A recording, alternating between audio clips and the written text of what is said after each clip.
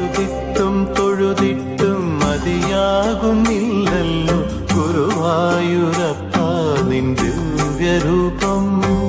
പലവേള ഞാൻ നിന്റെ തിരുമുൻപിൽ വന്നെത്തി ശയന പ്രദക്ഷിണം ചെയ്യുമ്പോൾ നറുവെണ്ണ പോലെൻ ദുഃഖം ഉരുകുന്നു.